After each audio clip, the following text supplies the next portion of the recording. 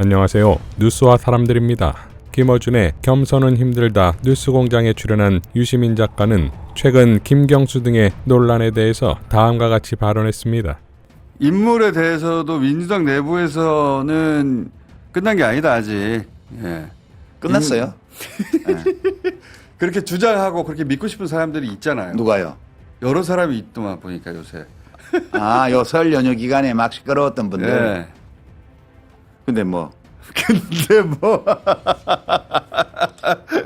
진지하게 논평해야 돼요, 그거? 아니요. 안 해도 될 것 같아요. 예.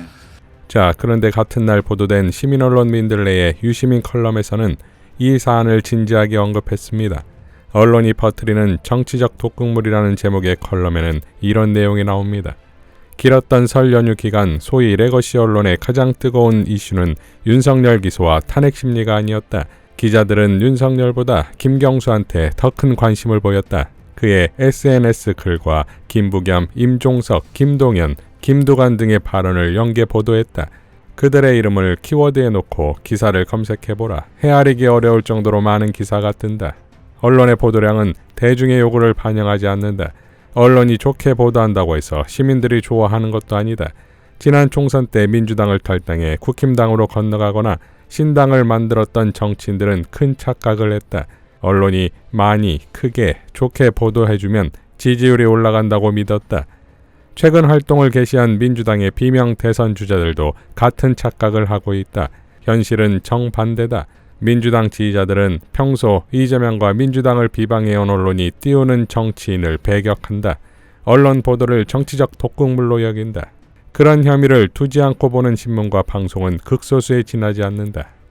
민주당 정치인 누구든 도전할 권리가 있다. 도전자가 나오는 것이 자연스럽고 이재명과 민주당에게 나쁠 게 없다.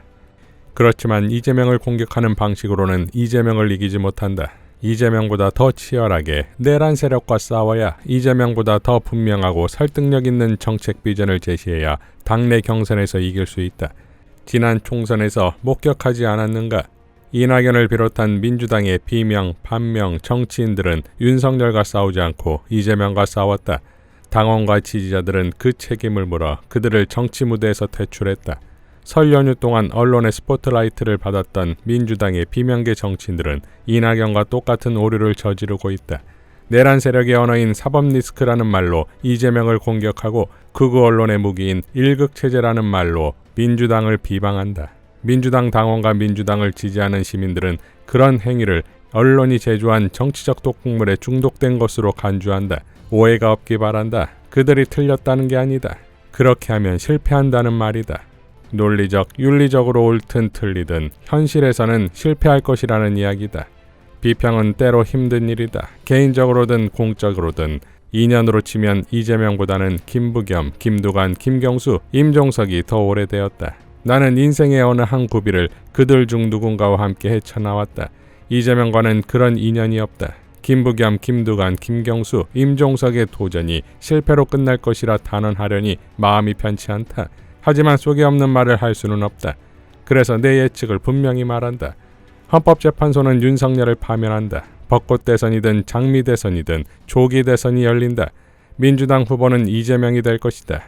자, 이런 진단이 나오는 도중에도 임종석은 성찰해야 답이 보인다며 이재명 대표가 부족했고 당의 전략이 부재했음을 온전히 받아들여야 한다고 밝혔습니다.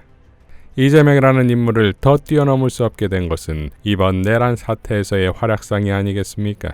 내란 발발과 함께 전 국민이 목도한 방송이 이재명 대표의 라이브 방송이었습니다. 당시 발언 중에서 가장 인상적이었던 대목은 이것이지요. 윤석열 대통령이 비상계엄을 선포했습니다. 비상계엄을 선포할 아무런 이유가 없습니다. 군대가 이 나라를 통치하게 내버려 둘 수는 없습니다. 검찰에 의한 이 폭력적 지배도 부족해서 총칼을 든 무장 군인들이 이 나라를 지배하려고 합니다. 그리고 국군 장병 여러분, 여러분에게 명령을 내릴 수 있는 것은 오로지 국민뿐입니다. 윤석열 대통령은 국민을 배반했습니다. 윤석열 대통령의 불법적인 비상계엄 선포는 무효입니다. 지금 이 순간부터 윤석열 대통령은 대한민국 대통령이 아닙니다. 장병 여러분, 여러분이 들고 있는 총, 칼, 여러분의 권력은 모두 국민에게서 온 것입니다. 이 나라의 주인은 국민이고 국군 장병 여러분께서 복종해야 될 주인은 윤석열 대통령이 아니라 바로 국민입니다. 여러분이 복종해야 될 것은 윤석열 대통령의 명령이 아니라 바로 국민의 명령입니다. 국민 여러분, 신속하게 국회로 와 주십시오. 민주주의의 마지막 보루 국회를 지켜주십시오. 저도 지금 국회를 향해 가고 있습니다.